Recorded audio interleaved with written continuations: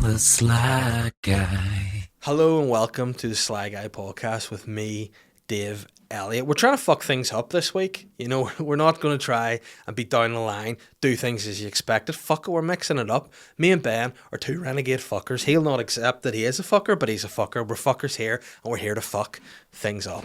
And by that I mean I'm going to start off by just saying, listen, the Sly Guy podcast is brought to you by several sponsors. We're starting off with a sponsor read this week. Oh, wow. And the sponsors this week on the podcast are Bebe, Adrianos, Mexicanos. So you know it. I know it. The number one Mexican burrito bar in all of North Down. I was going to say all of the world, but I don't know that for a fact. But in my opinion, it's the best. Bebe Adrianos provides the most delicious, sometimes healthy if you want. But here's the thing. If you want to be healthy, you're on a diet. They can cater for that. If you want to be a big dirty bastard like me, you can just get all the shit of the day you want. You know what Ben, producer in the corner, loves? What was the thing you love to get from Bebe Adrianos? Your favourite? Salt and chili box. Salt and chili box. He loves stuff in his box, and he also loves a big dirty cock and cow box, which is another box that they deliver, which is just delicious. Strips of meat, bits of chicken. They've got some nice little peppers in there. They've got some rice. They've got the whole shit all together. Bit of smoked paprika sauce. Bob's your uncle. Fanny's your aunt. Get it down your cake hole. Enjoy yourself. That's Bebe Adrianos. You get 10% off your first order if you download their bespoke app. It's not called Bebe Adrianos bespoke app. It's just a bespoke app that they have, which is available for Android or from the Apple Store. So get yourself the Bebe Adrianos. Fill your mouth full of beef. Say Davey sent you. You'll not regret it. Although if I was speaking about any sort of other beef that David fill your mouth with, you would definitely regret it. But not worry about that. The Sly Guy podcast is also brought to you by Manscaped, the number one pubic hair removal company for men and also women, because we know it. We've said it before. If I've said it once, I've said it 1,000 times. When God made Adam and Eve from the same stuff, fannies and dicks, same material. Whoa, listen to me. I'm like a conspiracy theorist, truth speaker, but fat guy. So if you want to get hooked up and get rid of that bush, get the Manscaped. Manscaped has said to me, hey, have you got a bush? If you definitely do, you haven't tried the best products from our Manscaped sponsors today. After using this little device here, I've gone from having quite a substantial man bush to having no bush. If anything, I found if we're going to compare things, my pubic hair was in many respects like the Amazon rainforest. It was dense, it was thick, there was lots of animals living in it. You know what? But then I came in, like big tech companies, big industrializing companies, and I just used this like they use bushfires and just fucking raised the rainforest to the ground. And now I have dying wildlife on my groin. But it looks amazing. It smells even better because they've got the crop preserver. They've got all the products that you want to make your balls smooth. And I was going to say taste good. I don't have any experience whether it tastes good or not. Maybe that's something for Manscaped to look at anyway. But listen, all I'm saying is I used to cut my balls whenever I used the Stanley knife to shave them. Now I use this. There's no blood. Now if you want to be a blood brother with a friend of yours, you can't use this product. Use something different. You know, any other razor to your balls is a problem. But this perfect package 3.0 comes with the lawnmower 3.0. It's all you want for your balls. It comes with essential lawnmower 3.0, which is waterproof. There's cordless body. You're not going to electrocute yourself when you're shaving. And it's all good for your grooming routine. And if you're looking to get some Manscaped products, you want 20% off, get to manscaped.com, use the code SLYGUY, it's all capitals, SLYGUY at manscaped.com for 20% off and free shipping wherever you are in the world. Even if you live in the Amazon rainforest and your house is burnt to the ground and you want to shave your pubes, use the code, say Davey sent you, you'll not regret it. I mean, Ben, this could have been the name of this week's episode, Davey sent you, but it sounds creepy. And as usual, the podcast is sponsored by Modest Beer. Modest Beer are small independent brewery crafting small batch beers for discerning drinkers. All delicious, all nutritious if you don't listen to PTs. And you can find out more about it at any of the handles, Instagram, Twitter, Facebook at Modest Beer, or visit their website, www.modestbeer.co.uk for more information. There you go. So thank you guys for sponsoring the podcast. If you'd say fuck big business and you don't like sponsors, you're one of these people, you're wrong, because these products are amazing. But if you want to support the podcast on a more sort of ad hoc, sort of cult basis, get on the Patreon. We've got a Patreon over there. It's the patreon.com/Sly Guy podcast, where you get a bonus podcast every week. Me talking extra shit, being extra juicy, being extra probably rude and saying things that are much more libelous. But get on over to Patreon and check that out. As well as that, we have my little like sort of additional podcast that we're trying at the minute, the Serial Killing podcast, where myself and other comedians talk about serial killing cases. I mean, what's not to love? True crime comedy, hey, we love it. Plus, if you want to be a rider Sly, down from the beginning, listen, we don't live in America, fuck those guys. Unless you're American, we will talk pounds. £4 a month, you get all my shit, all the extra bonus shit that goes out there. For £2 a month, you just get all the additional podcast stuff. You know, 2 extra podcasts a week at the minute. You get Serial Killing and the Patreon podcast. What's not to love? I'm sure there'll be other shit too. Ben and I are cooking up a storm here, and we've maybe a wee announcement coming in the next few weeks of additional stuff to get over to Patreon. So join all the guys over there, all the girls over there. Let's have a real rude time.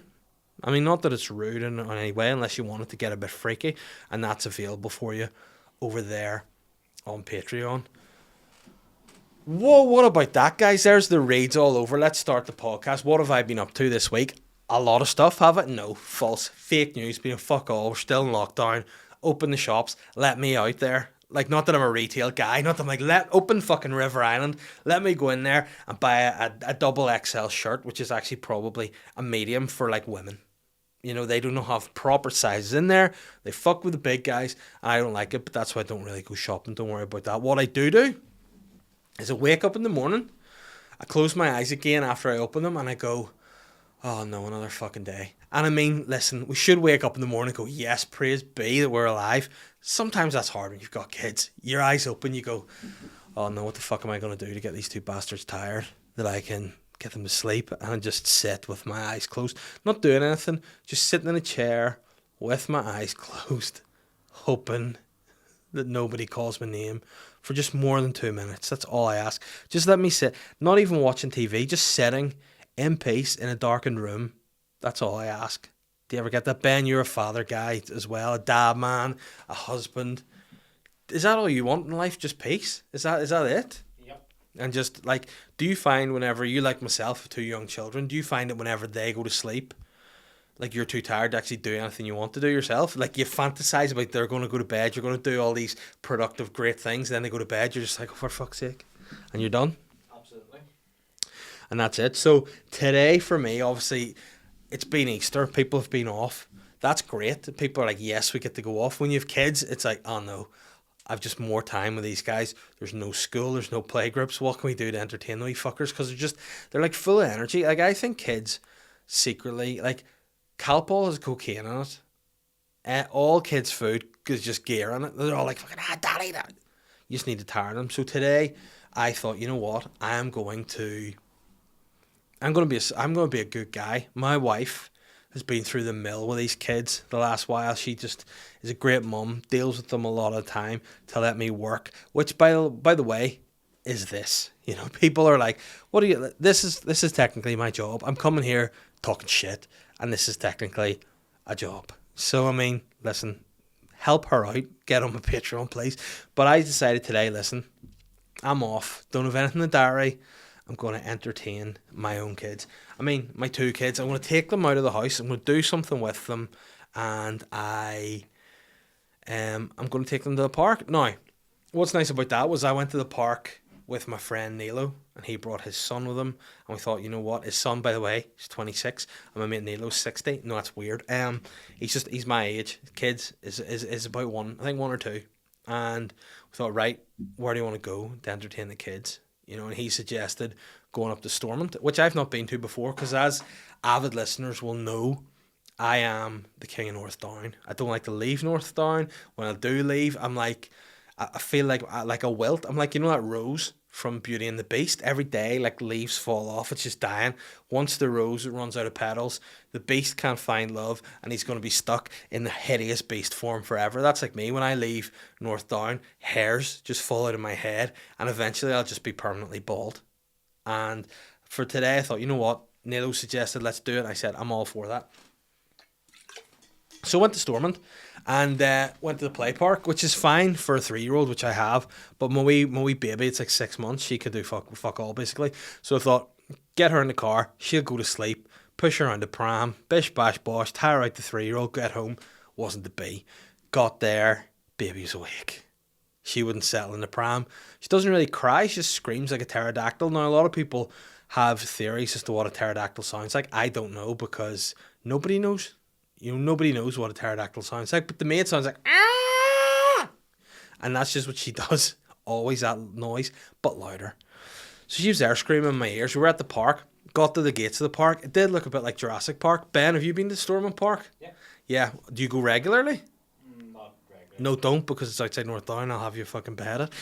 So we went there, and what I didn't know at the time was that the play park at Stormont is called the Mo Mowlam Play Park. Now, one thing I did not know about Mo Mowlam, as I did know, she was an inspirational politician, responsible, for, in many respects, having a big contribution to the peaceful society we enjoy today. What I didn't know was she was absolutely fucking mad for a slide. She went buck daft for a roundabout. She loved it.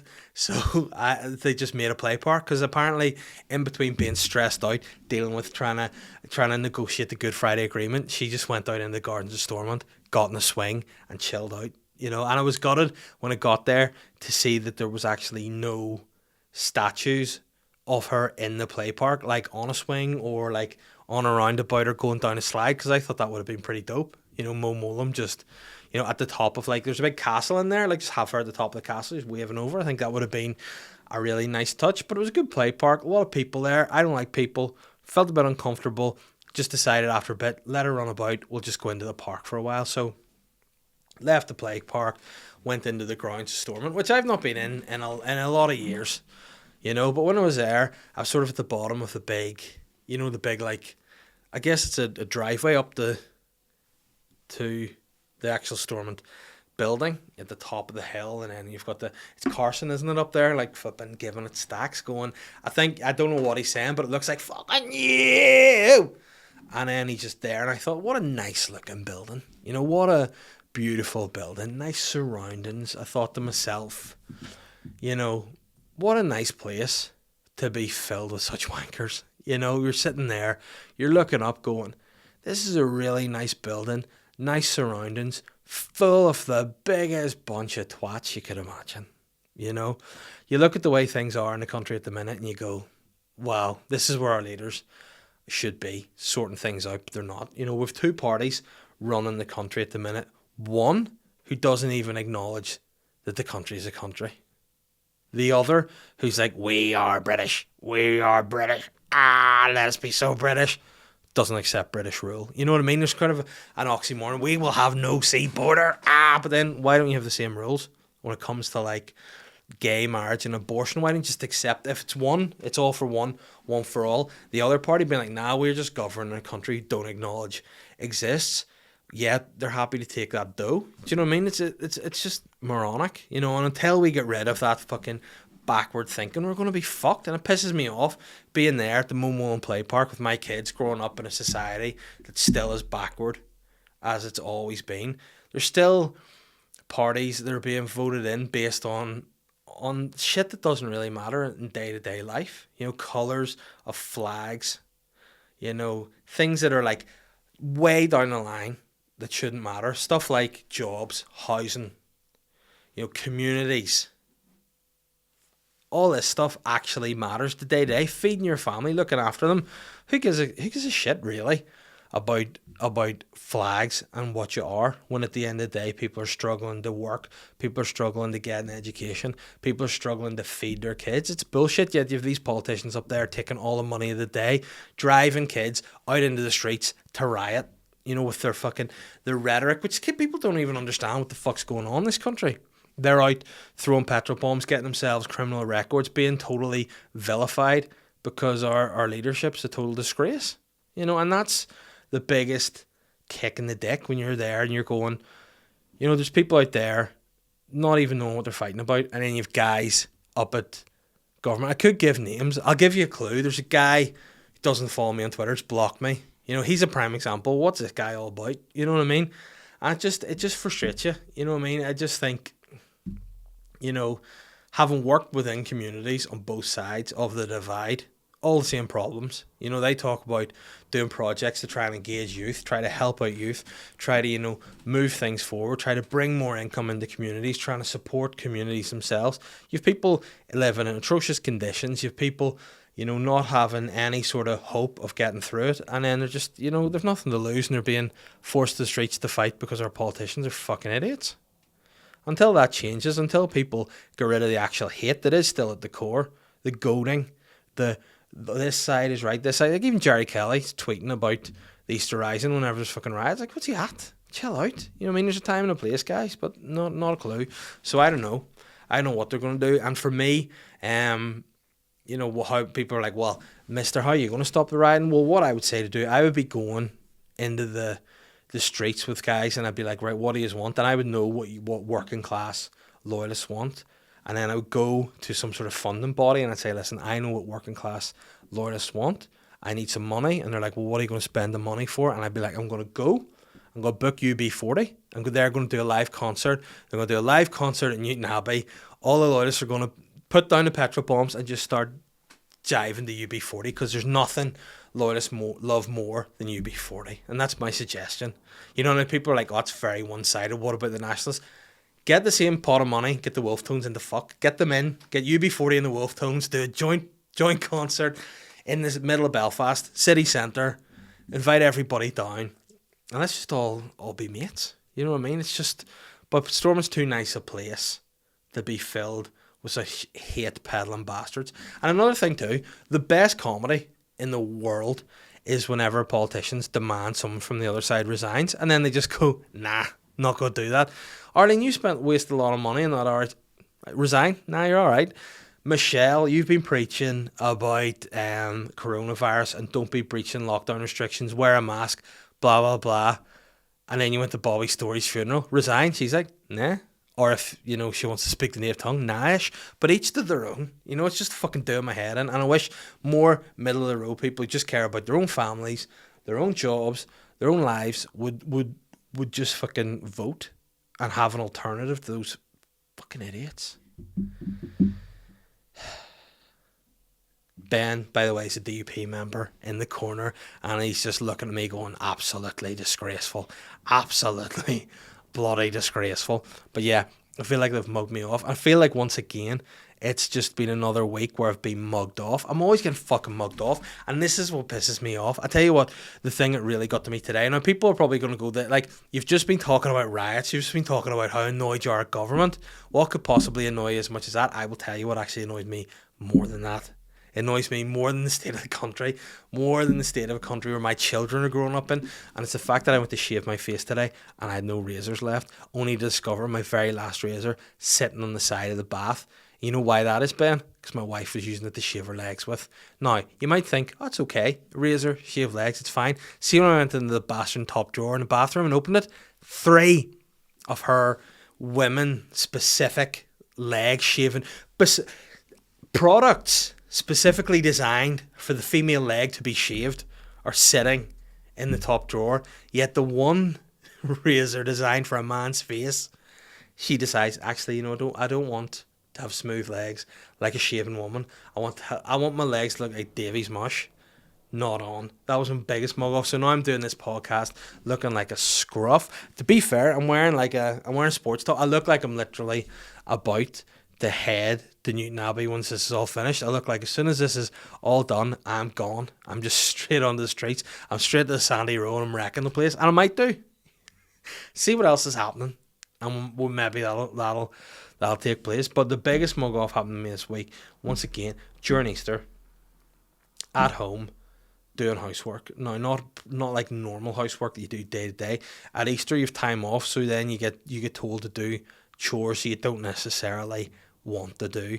You know, again, I don't know if many people, you know, other than myself, who have like wives, partners, whatever, think that the other person spends a majority of their time concocting a to-do list for you. Ben, does your wife come up with things for you to do that you don't think you should be doing? 100%. And then it's just like, do this? So my wife's like, we need to get the bushes cut. Now, last year, what a perfect segue going from trimming, leg hair and bushes onto literally trimming bushes. We got a guy out to cut the hedges, and that was fine. I enjoyed it. We paid him not too much money, cut the bushes, sweet. This year, for some reason, my wife's just fully forgotten that guy exists and decided I must shave the bushes. And it's like, by shave I mean cut. So I must cut them. And I was like, I only have hand trimmers, and I just have these like Brutus the Barber beefcake type things. And she was like, don't worry, I've ordered you something. And I was like, what is it? And she just has this big thing, and it just gave to me a big fucking chainsaw. What thing is big old chainsaw? And I was like, oh, so yes. I'm very much, I would say, my hands are they're moisturized. I have soft hands. I'm one of these guys who doesn't cope with the cold or being outside. I'm designed to be slouched on a sofa, playing my PlayStation in my boxers. That's what I'm designed for. I'm not a farmer. I'm not a guy that's going to be out just in the streets, farming. Like, is that where they even farm? Shows you how much I know. In the fields, I'm in the streets farming. Farmers just farm everywhere, in the streets, in offices, in fields. Hey, who knows? They just fucking, in the ocean, they just farm. So I'm not designed to be doing that. But yet, as soon as my hands were filled with this chainsaw, I automatically just felt my dick getting bigger, not in a sexual way, not aroused, just growing in length. My balls getting fuller and bigger. Like, I just felt my head getting bigger, my hands getting bigger. I was just like, my hands getting harder, I got calluses and all. I just feel like I'm turning into a real man's man here. This fucking chainsaw. And then, like, whenever do any of you get a chainsaw ever? Have you ever had your hands, seen you get your hands on a chainsaw? You just start acting like Leatherface and going, fucking, I got a chainsaw. You're fucking loving it. You're going crazy. And then I said to my wife, I'm like, take a photo of me holding this chainsaw. And then she went, no. And I went, come on, for social media, get a photo of me holding this chainsaw. I feel such a And she went, it's not a chainsaw. And I went, well, what the fuck is it? And she went, it's a hedge trimmer. And I went, potato, they're the fucking same thing. You can lob somebody's head off with it, and that's all I need. And she was like, no, it's definitely not a chainsaw. I said, can I not just call it a chainsaw? She went, no, a chainsaw is something entirely different. It's got petrol, it's a big fucking chain around it. This is literally just looks like the mouth of an alligator with some wire on the end of it, right? And I said, no, listen, we're calling it a chainsaw. That's what I'm going with, and that's it. And she went, it's definitely not a chainsaw. And I said, it's as intimidating as one, it's as dangerous as one. And she went, it isn't. And I went, yes it is. And then she went, it isn't. And I went, yes it is. And she goes, why is the movie called The Texas Chainsaw Massacre and not The Texas Hedge Trimmer Massacre? And I went, well, it doesn't sound as good. The Texas Hedge Trimmer Massacre sounds like somebody who sounds like an inexperienced gardener you'd hired to cut back your very specific petunias, and he just fucked them out of the roots with his hedge trimmer. That's what it sounds like. So she mugged me off for that. It's a hedge trimmer. And then she went, I actually bought the hedge trimmer for me to do the bushes. And I went, well, why did you give it to me to do if you bought it for you to do? And she's like, like a woman from like the 1800s. She was like, if the notion takes me, I might do it myself. The notion didn't take to her at all. She just got it with a wire. I wanted a battery pack one, so it's, it looks more like a chainsaw. There's no wire attached. She insisted the wire because it's lighter. And if the mood took her. Now, my wife is a lot of things, a lot of great things. Wonderful woman, love her to bits. One thing she is extremely clumsy, And I said to her, listen, I don't want you touching this. And then I started to proceed to give her a health and safety lesson about the handling of chainsaws. And she was like, again, I don't know why you keep telling me about the safety of chainsaws when this is a hedge. I said, Catherine, listen to me. You can't go near it because one false move, one lack of concentration.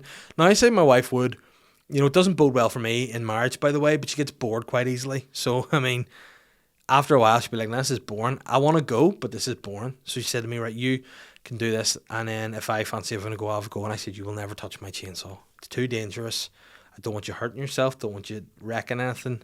Leave it to me. I'm an expert. And then she goes, so you're going to go and get a ladder and climb and do the top of the trees? And I went, no, because I'm not climbing a ladder with a chainsaw. It's dangerous. If I fall, my leg could go, anything could happen. It could be a disaster. Like, I watched the TV show Curious and Unusual Deaths. I've seen all the way people go, and it's a lot more random than literally falling off a ladder with a chainsaw, which would be how I would die in this instant, because my ladder's supposed to hold like 80 kilograms, and but my leg's potentially 80 kilograms, you know. So I said no. And then she went, well, I can do it. I'll climb the ladder. And I said, you're absolutely not doing it. You're absolutely not doing it. You can barely stand on your own 2 feet normally, let alone on top of a ladder with a chainsaw, hedge trimmer. I said, chainsaw. So I said, no, you're not doing it. Leave it to the master. That's fine. Now, people are probably going, why are you so adamant that you have to cut these bushes? Like, why could you just not do it? And the answer is because we're getting a dog.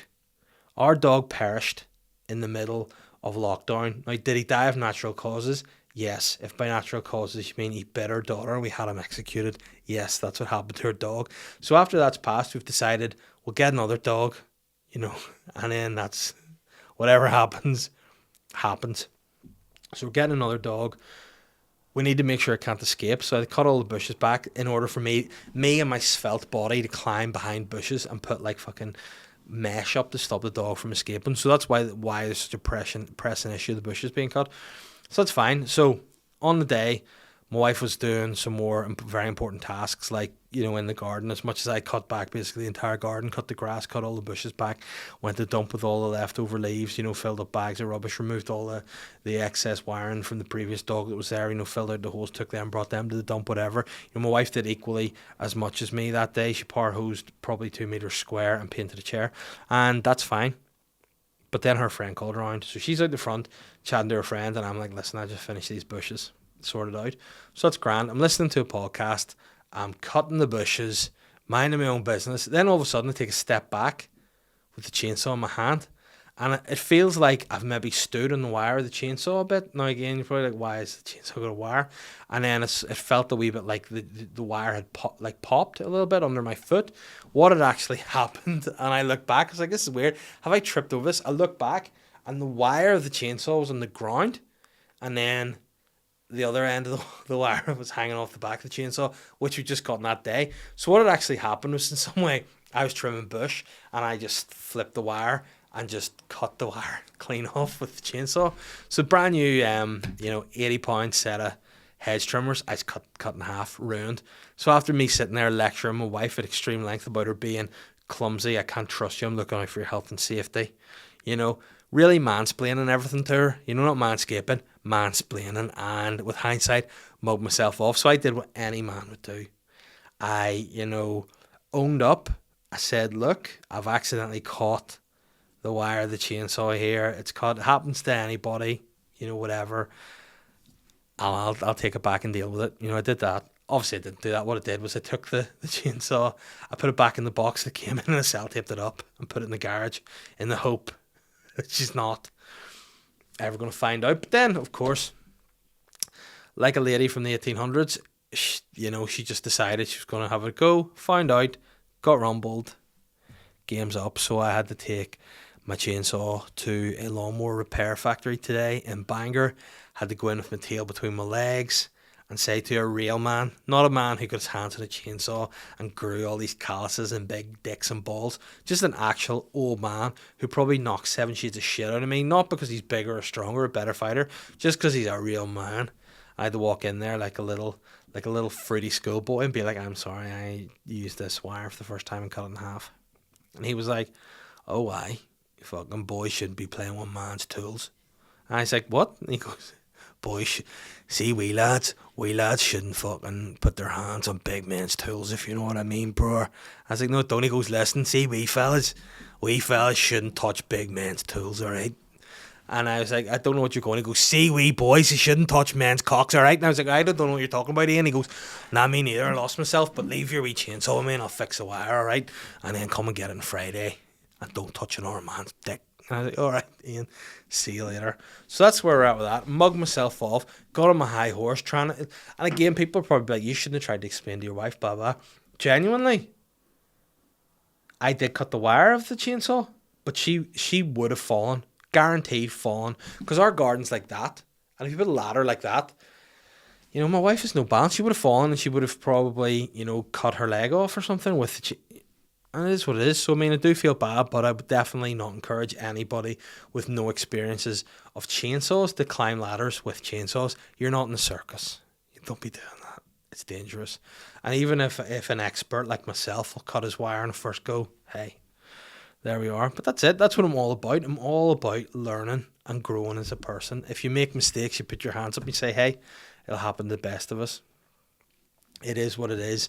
I made an error. And I've manned up. I went to see Ian, and that was it. You know what I mean? We did it. So that's what happened. And again, another life lesson. I really forgot about this. And was we were driving. So after I took the kids to Mo Mowlam's park, decided that there's a load of dickheads up in Stormont, and went to leave my wee chainsaw into the lawnmower repair centre when I was giving the advice, listen, little boys shouldn't play with men's bellions, alright? After that, I decided the kids are still awake, let's go for a little bit of a drive and try and tire them out. So we went down sort of to the direction of Donaghadee, because for those of you who don't know, in North Down and Donaghadee, North Down's a beautiful coastal route. You know, it's down the peninsula. It's a lovely drive, you know. And Donaghadee is especially beautiful. I've got a nice wee lighthouse and all, very quaint. So we decided to go there. Now, what's great is on the way to Donaghadee, there is an island off the coast called the Copeland Islands. And they're just normal wee islands. Now, to normal people, that's just a wee island that's in the sea. To me, I have to make a whole lie to threaten my children to behave. I try to use wee things, like obviously when you're growing up, different people have different things to like try to coerce them into behaving. So for me, I said to my daughter with being Easter, I was like, listen, you need to be a good girl, or else it started off, or else the Easter bunny won't come and give you any eggs. And like to begin with, she was like, okay, I'll behave because listen, I'm a little porker, I want chocolate. That's fine. Then when her behaviour got worse, and I said, listen, Easter Bunny won't come and give you eggs, she was like, you know, she didn't say this because she doesn't know these words. She went, I can give fuck that. I'm going to still be bad, and you can fuck off. But she basically went, no, just the same. And I was like, right, listen, if you keep being bad, the Easter Bunny's not coming. And she just kept saying, no, that's it. And I was like, right, well, what can I do? And then I was like, well, if you keep being bad, the Easter Bunny, and then went from the Easter Bunny won't bring you chocolate to the Easter Bunny will come to the house and kidnap you. He will take you away. And she was like, I don't want to be taken away. And I was like, well, then you got to behave then, don't you? And then she started to behave. So that was all fine. So then what we started to do was when she was bad, I would just play an alarm on my phone. And then when it would go off, it was the Easter Bunny alarm. So he was hearing her being bad. And then it was like, oh, and I had to do the whole fake phone call. I was like, hello, is that the Easter Bunny? And then she was going, I'm sorry, Daddy, I'm sorry. I'm like, hold on. She's behaving, don't worry. You don't have to come and kidnap her. So that's fine. Then one day we were just driving along and she goes, oh, what's that island there? Without a heartbeat, I went, oh, that's where the Easter Bunny lives and that's where he'll take you if you're bad. Terrified. Wouldn't look out the window anymore. Frightened. So that was one of my life lessons, how to do that. Now people are probably listening to this going, that's quite traumatic for a child who threatened to be kidnapped by the Easter Bunny. Now, I was one moment short of showing her the photo of the bunny from Donnie Darko to say that is Easter Bunny. Thought that was too far even for me. But as a child, I was threatened by my parents, and it worked. You know, they would have said things like, my mum, I always remember, there's two things I remember my parents threatening me with, and they were worse than just the Easter Bunny, because the Easter Bunny has redeeming features, because if you're good, you know, the Easter Bunny forgives you, you know, and he brings you chocolate eggs and you have a good time. And that's what happened. It's all good in the hood. But my parents had two threats that, again, I would say my parents, to be fair, when I absolved my dad of any wrongdoing here, this was entirely driven by my mother. My mother was, like, my dad would have given me a smack if it was bad, or, you know, threatened me, go, see, on you. Don't touch dad's dicks. I'd be okay, no worries, Dad. Whereas my mum was like, she was cerebral with her threats, you know, she really thought them through, evil, you know, like if you were out in public and you were bad, your mum would nip you behind the arm so people couldn't see, but it was really, yeah, fuck. But my mum's threats were, always if I went to a petrol station and she was going in, she'd be like, don't you be messing around, or else, and you're probably going, you know, or else I'll be really cross, would it probably suffice, but she'd be like, don't you mess around the car when I go in here to pay, or else the IRA are going to shoot you. And I was like 5 or 6, being like, fuck. stricken by fear in the backseat of a car, being like, I better not move in case. And I just thought when you're that age, that's what happened in the Troubles. You just get shot. That was fine. But the worst that had me completely petrified until I was an adult was we used to go to holidays to Jersey, not fucking Jersey, but Jersey and the Channel Islands. That's where we went for our holidays most years. It was grand. And there was this book that existed called The Beast of Jersey. That's what he looks like there. As you can see, scary guy. You know, frightening for a child. And I never knew what exactly this particular dude did. You know, I just thought, scary looking guy, I'll behave. You know, so then with that, there was like a picture of him. Scared you, definitely. But my parents would just make up stories. Because obviously Easter Bunny doesn't live in the Copeland Islands. That's ridiculous. You know, let alone does he kidnap kids. I don't know him well enough to say whether he does or not. So my story could be plausible. But they were like, see this guy, what he would do if kids are bad, he would come and he would sneak into rooms at night and he would kill them. So, I mean, unless you want to be murdered, son, you'd behave. And I thought, oh, it is terrifying. Now, he looked just like Michael Myers type character. So it was frightening. And then it got to the point where I was so afraid of this book. Then anytime I saw it, I would like fully panic and almost break down and cry. And like this was probably up until I was like 12 or 13. I was just fucking terrified of this book. And then whenever I became like an adult and I was in Jersey again as like a 17-year-old or something, I bought the book and I was like, you know what, I'm not like, you know, in Home Alone when Kevin faces the wee like heater in the corner and he's like, I'm not scared of you anymore. I'm like, I want to read this book. I'm not scared of you anymore. And I read the Beast of Jersey book.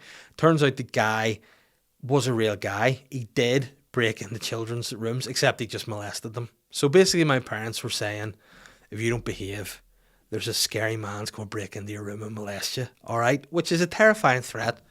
But I mean, that was parents in the 90s. You know, they've changed a bit now. I tell my kids, you may pretend... Like, I didn't say there was anything bad about being taken by the Easter Bunny, just that you wouldn't get to live in the house with me anymore as a great guy, you know? So, whereas my parents were having me basically molested and murdered, which, you know, and then people wonder why I get as irate as I do and I'm the way I am. You know, probably that. And again, once again, I want to say my mother, not my dad. Dad's fine. Mum, sly. Very sly. Threatening me with those things. But... anyway, we're on the way down to Donegal. We got segued there a wee bit. We're on the way down to Donegal, and as we're driving along, my wife goes to me, oh, would you look at that? And I went, what? She goes, it's a dead pheasant. I nearly said peasant there. Which, I mean, is the most north down thing to be driving along the road. Look, my darling, there's a dead peasant on the roadside. And there was genuinely a dead pheasant lying in the road, and my wife is a big animal lover, which is why we're getting a dog, because I think, you know, listen, do we need a dog? We've already got two small kids, heads are turned, don't sleep as it is. Do we need a dog? Probably not. She wanted one. I'm a softie, we'll get it. So she saw this dead pheasant and was like, that's really sad. But then without any warning, the pheasant just starts slithering across the road like a snake. Its head was moving, but its legs couldn't. And she started having like a full panic attack, being like, oh, what do you want to do with this pheasant? And I was like, what should we do? We need to put it out of its misery. And I was like, but I don't have, all I have is a fucking a bucket and spade for the beach. I'm like, do you want me to get out and like fucking boot this pheasant in the face and hit it with a child's spade? And then she was like, no, and she sort of was like so stressed. It was such a weird, because like it genuinely looked like a snake. You couldn't, its wing was in, you couldn't see any feet. It was just going like this across the road. It was so freaky. And then my wife, just having mugged me off by making me cut the bushes, amongst other things, got me with one final mug off. She just went, I'm sure there's probably going to be a proper old hard man walking past soon. We'll put it out of its misery to say that I wasn't hard enough to murder a dead pheasant, which wasn't dead. Hurtful. But in a roundabout way, she was right, you know. And then hopefully we'll go back to see Ian in the lawnmower repair centre and I'll be, you know, emasculated a little bit more. But yeah, life lessons are, if you see a dead pheasant on the roadside, fuck it. Drive on by. Don't get into an argument, because you never know. It could have chlamydia or something. And if you break its neck, you get the blood on you. Next thing you know, you've got chlamydia. Try explaining that one. Guys, anyway, Ben, how long have I been talking shit for? Feels like far too long. Just under 40. Far too long is right. Good, and as well, I don't even know. I was about to do the sponsorship reads in the Patreon, but I've already done that. But you can do, if you do want to support the podcast, is rate and review it. We've got a new review this week, and it's simple. It says 10 out of 10. Dave is hands down one of the funniest people. Can't wait for a show in the Ulster Hall. Which, by the way, reminds me, I have a show in the Ulster Hall in December that I've not talked about in this week's podcast. Tickets are moving really well for it. There's a wee video. It might be out this week. I don't know if it will be or not because I'm not the editor of it.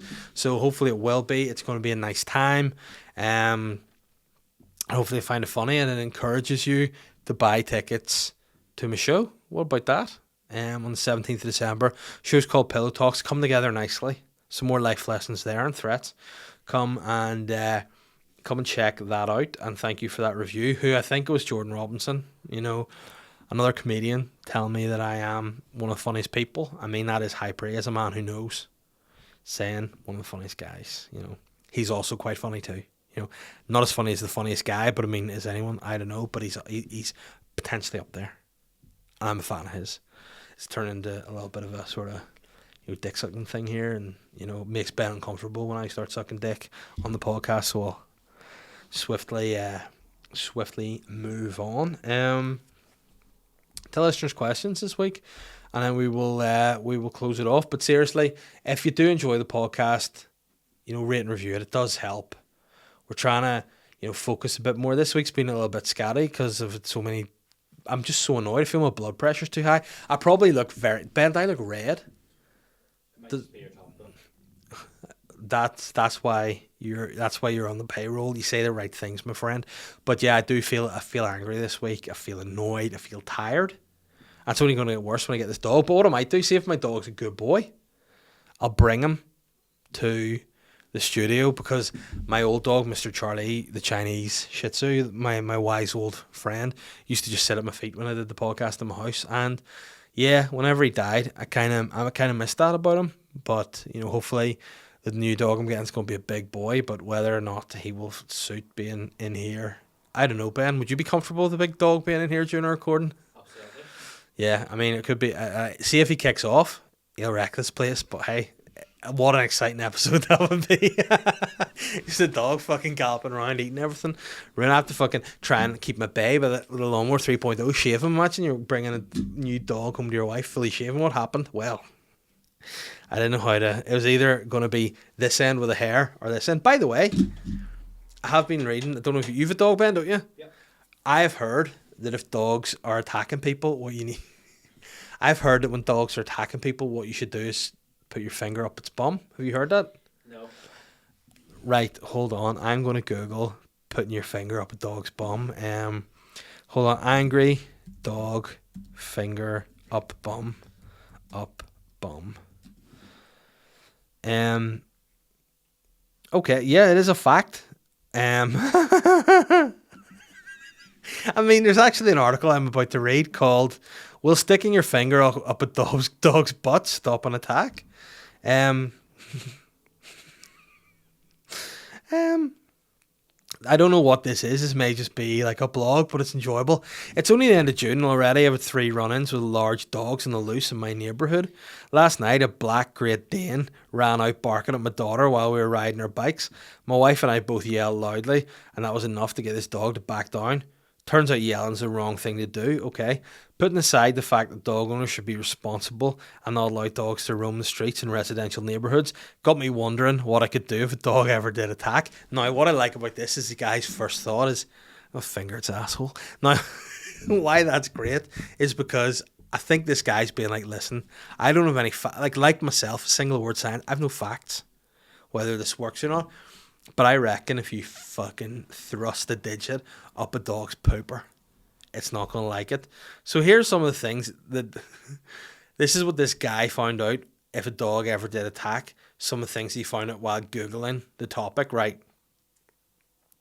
There are 3 things this particular dude found out, right, when he Googled how to stop a dog attacking you. Number 1, dog mace.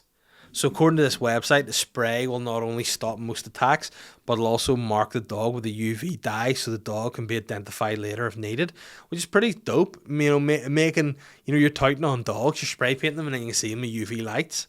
I like that. And then you know what happens? Dogs, unfortunately, don't go to prison. Dogs get put down. So that's a double mug off. You blind it, and then you get it killed. I mean, fair punishment.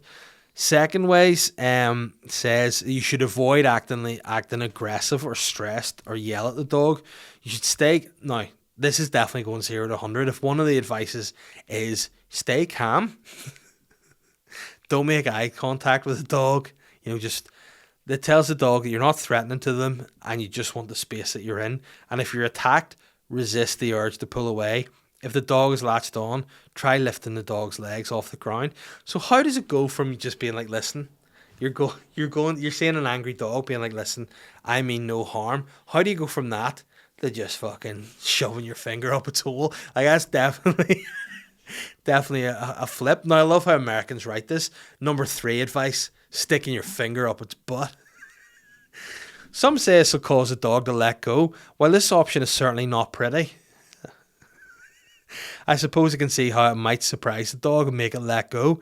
If you're being the aggressor in a situation and somebody took this route with me, I'd certainly back down. I mean, that is true. That said, the National Dog Breeders Council claims that this is a myth. Aggressive breeds have been known to fight with broken legs, so probably wouldn't take a little issue biting you if they put the finger up its bum. And weirdly, it says after this, it might actually enjoy it. Like, who? Why? Why some felt the need to write that? So,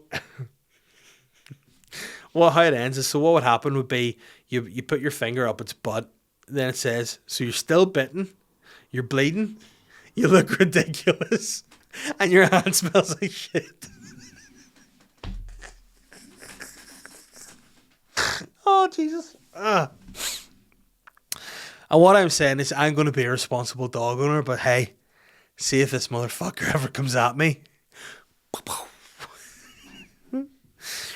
I love that somebody just made that up. Someone's like, listen, if dog attacks you, finger its arsehole. This dog breeder's page, like, fully made up. That's just full lies, and I love it. And what worries me is, sometimes you hear things, Ben, you think it's true, you forget about it, and it's in the back of your mind. So if that situation ever happens, you're like, do you ever remember when you were growing up, you were told if you get into a fight and you hit somebody like this, up the nose, like there's just this big sharp shard that just shoots in their brain and kills them instantly? What I didn't realise is this is just cartilage, and then there's a hole in your head. So all you do is just really smush their nose and end them up looking like Steve Bruce. There'd be none of this killing shit, So, and also another thing, wasn't it? Whenever you're like watching kung fu movies, you hit a judo chop, like here, and people just fucking drop down. Imagine that for a thing. You just a judo master, or like if a martial arts king comes at you, thrusts that up your nose, knocks you unconscious, and then fingers your ass. It'd be quite a lethal attack. Maybe that's it. Maybe there's a new martial arts, jiu-jitsu. That could be.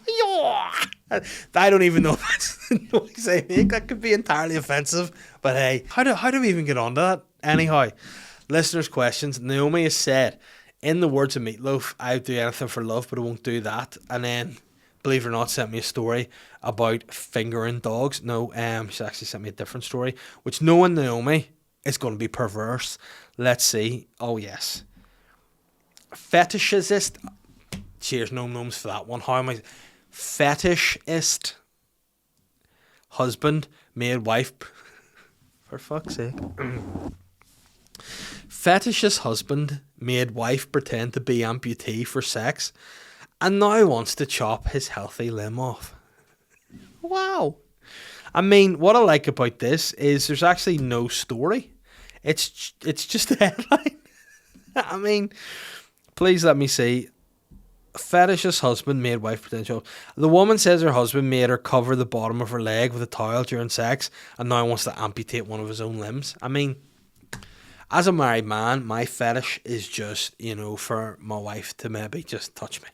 Maybe that's as far as you'd be like, oh, what are you into? And I'd be like, oh, just, just if you just touch me and stuff, yeah.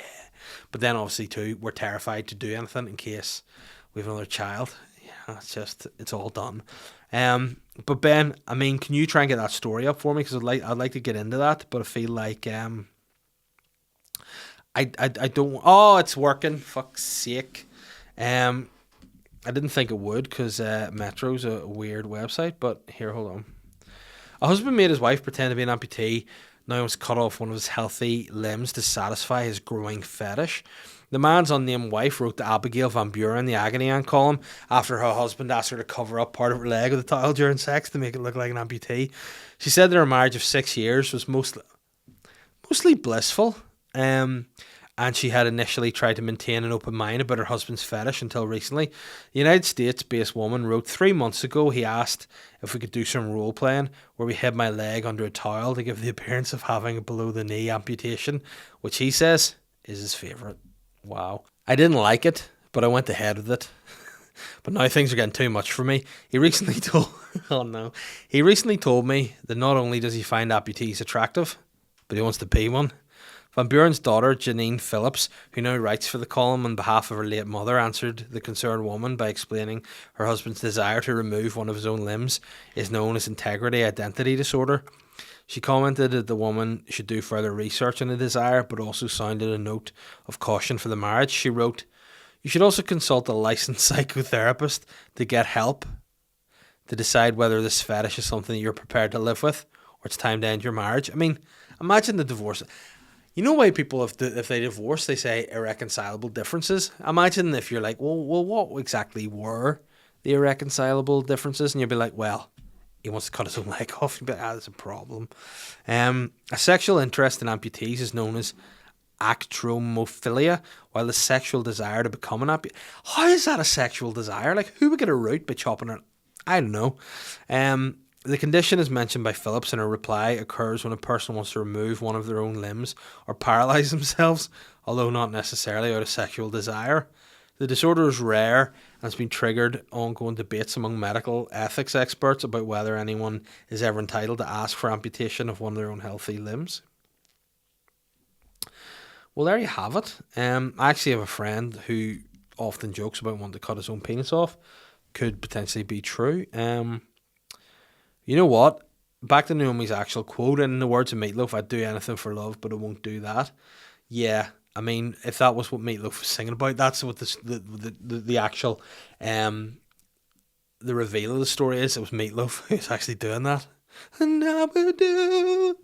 Good old Meatloaf, I love him. Johnny Bow said, "What's the weirdest compliment you have ever received?" I don't know. You know, to be fair, I don't really get too many compliments. You know, I guess, I mean, we could get very personal here, but I mean, I think I've probably, ridiculed my dearest wife too much in this episode. So, so I'll tell you what it was. Somebody I used to work with came to see me do stand-up once, and afterwards, like, I've never seen anyone more shocked in my life. They were like, "You were actually really funny, mate. I wouldn't have thought it." And I'm like, obviously I'm doing a fucking day job, not parading around being hilarious. But he's like, "Mate, to be honest, mate, I always thought you were shy crack. I just came to watch you do stand up because I think you're an arsehole, and I wanted you to each." I meant, listen, hey, it is what it is. And that was a weird compliment because it was an insult. It was like, on a day-to-day basis, I think you're a grumpy bastard, but when you do that, you're decent. So that's probably one of the weirdest compliments I've ever received. What else happened? Yeah, someone once told me that they really enjoyed the videos it did with Keith Cruz, but that's Kieran Bartlett, so that's a weird compliment also, because not me. Helena said, FFS, it's moved on to another level. I know you love to rant about sea swimmers, but a new trend has emerged, and it's about and it's about, sea swimming birthday parties. My 9-year-old daughter was invited to Helen's Bay, where parents and children donned wetsuits and splashed about in the water for an hour. I watched on with a hot chocolate and a warm coat, and then Helen's followed up on that. She just wanted to let me know that these evil people exist.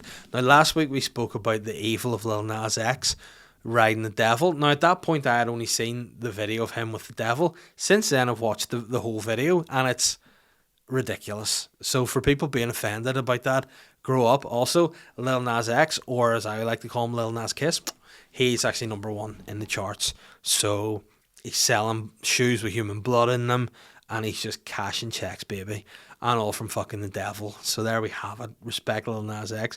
But anyway, Helen says, not sure if I missed this, but honestly, a 9-year-old sea swimming party and had to buy a wetsuit for her. And to top it off, she loved it. I may have to trade her in. You could trade her in, or what you could also do is, just maybe attach like weights to her wetsuit, which is in there. Unfortunately, I know it's your daughter. You wouldn't like something like that to happen. Sometimes needs must, Helen. You have to, the greater good.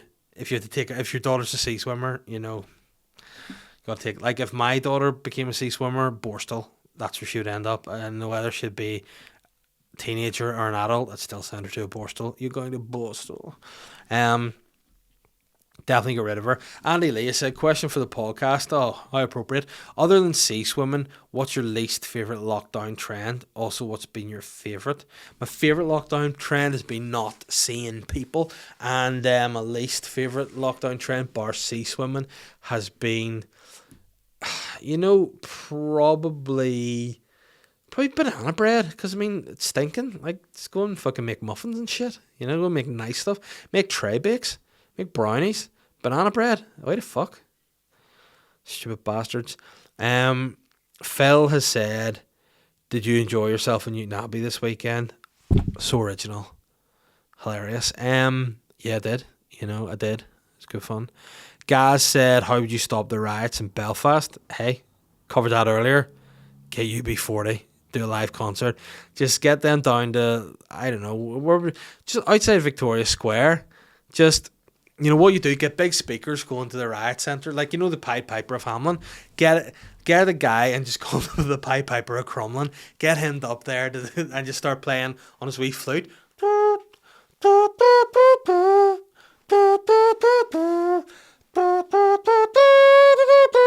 And then just sort of follow him down to Victoria Square and watch UB40. And all the riders would be like, I fucking hate the police and I hate fucking the Shinners and all those in the fucking sea border and all, but I love UB40. Ali Campbell, number one. I love three things, Buckfast, Rangers, and UB40, alright? So yeah, get them to do that. Jamie Lee has said, did you have any Easter eggs over the weekend, and what was your egg of choice? I feel targeted here, actually, Jamie Lee, not by you, by my coach John Joe, who's got at me for having a pizza this weekend, for having tray bakes this weekend, and yes, I had an Easter egg and a Galaxy Easter egg, to be fair, and listen, my 3-year-old can't eat that much sugar, so I had to eat a lot of her Easter eggs as well.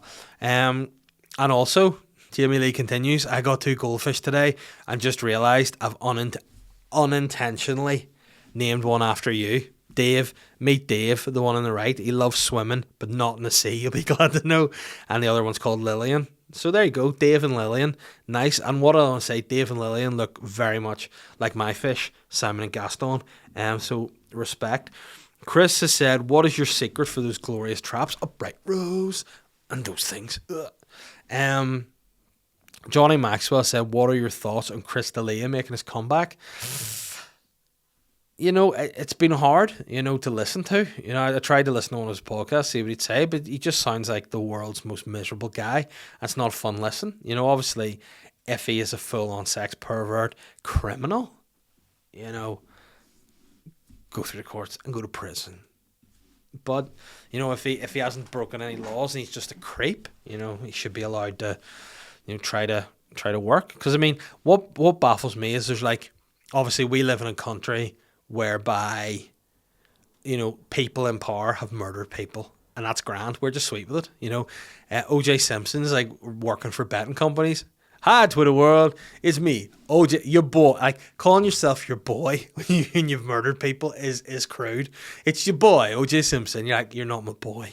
You're a scary man, definite criminal. But we forgive guys like that. So if Chris D'Elia is just a pervert, a creep guy, what can you do? But if he's actually a criminal paedophile, no. And Connor Scullion, the last question of the day, said, what was the biggest fuck's sake moment you had at school? There's been a few, school, a lot of funny things happen. Probably the biggest one where I went, oh no, fuck's sake, was when I gave one of my best friends 3rd-degree burns for banter. That was kind of, oh no. Do you ever do things, Ben? Have you ever done anything like that you didn't realize something was the way it was, and then you did it, and you thought like, so in your head something was something, and then when it happened in real life, it didn't happen the way you thought it would happen. For example, my biggest fuck's sake moment in school was whenever a friend, we were in art class, and me and my mate, we would just mug each other off as friends do, and he was sitting there, and for some reason, like that amputee guy like fetishizes about like no limbs. I just looking at my mate's hand going, I'm gonna get him here, and I just thought, I'm gonna just make him uncomfortable. I'm not gonna hurt him. It wasn't my intention to hurt him. Like, I'm just gonna make him mildly uncomfortable. So I had a bit of balsa wood. I don't know why. Like, we're just doing art, building stuff. I had balsa wood and had glue gun. So I just flicked the glue gun on. In my head, I just thought it was wet glue. I didn't realise that the actual glue was boiling hot and melted down. So I was just pumping all this glue on the bit of balsa wood, being like, I'm going to stick this to his hand. This will be funny. So I loaded up this thing, balsa wood, full of glue in his hand. He went, and when I lifted it off, it like lifted half of his skin, and I went, oh fuck's sake, and he went, fuck's sake, totally differently. And that was quite a big fuck's sake moment. Again, in art class, I had another fuck's sake moment similar. Was another friend of mine again, why do people tease me? You know, I can't help but react. He left his hand in my vision, and I had to strike out. The other one, this guy had a big bag of clay on his knee, and it was like a big bag of clay, but it was a plastic cover of the clay. And for some reason, I had a scalpel. And I just thought, I'm just going to go across and go, yeah, and cut the bag of clay. But obviously, you know, he didn't trust that I was merely going to cut the bag of clay. And whenever I came lunging at him with a scalpel, he jumped. And when he jumped, he didn't have a bag of clay. So I basically just sliced his leg. Could have probably cut his femoral artery and killed him, but just cut his leg with a scalpel. And then very much went into, you know, big brother to little sibling mode. Say, shh, don't tell. But then he was like, I'm fucking bleeding profusely. I need to go to the nurse. And then they were like, how'd that happen? And then he had to basically go, well, Dave stabbed me with a scalpel. And then the same, what was even better, our nurse was called Nurse Nut, which sounds like something out of Pornhub. Hey, I'm Nurse Nut. Are you ready to bust one? I mean, if anybody ever knows Miss Nurse Nut, so wrong. But yeah, so 1 week Nurse Nut's just been sent from art class with a guy with 3rd-degree burns who had to genuinely be driven to hospital to get treatment because I had scalded him so bad. And then next week, same dude just stabs him with a scalpel. Doesn't look good for me. Now, what also happened to both those same boys, the first one pushed me over, him and another friend. He actually got down behind me one day on all fours and mate pushed. I fell over, trousers ripped. I got really raging. My 5 meter sprint speed, faster than anyone in the world. I chased after him, caught him, but only caught him like the blazer. He kept running, fell, dislocated his shoulder, and somehow my fault. SLY. The other guy who I cut with a scalpel, I rugby tackled him. I landed on top of his legs. They were crossed, snapped his leg in half. Then thought he was just being a wuss, saying I'm a leg sore, so put him in the ankle lock after it broken both the bones of his leg. That was fine. So then a few weeks later, he basically got his leg put in cast, and he's like, oh, blah, blah. Had to go back to the doctors because his foot was pretty sore. Dislocated ankle. So I'd broken his leg and I put him in the ankle lock, dislocated his ankle. I felt bad about that and genuinely apologised to his mother. That's how bad I felt. Because again, banter sometimes goes too far, and I'm a prime example of somebody who maybe takes things a bit too far. And there you have it. Interesting week. Ben, did we stick to the 45 minutes length for the podcast? 105. Oh, for fuck's sake. Anyway, guys, thanks for listening. If you haven't already, rate and review the podcast. Go onto the YouTube and subscribe if you haven't already. There's video over there. Go over, hit the subscribe. Just Google Sly Guy Podcast. You'll find the channel, and we'll have a nice time. Anyway, guys, take care of yourselves. Don't use chainsaws, and don't let anybody like me near you with boiling hot glue. Goodbye. I'm the sly guy.